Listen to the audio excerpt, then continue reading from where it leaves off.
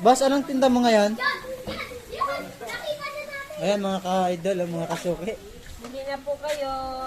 Napakasipag naman na babayan ito. Ang daming negosyo. Bili na po.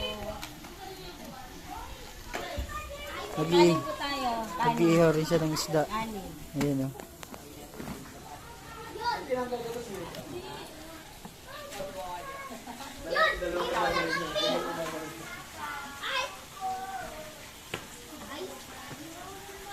Meron pa pong maha.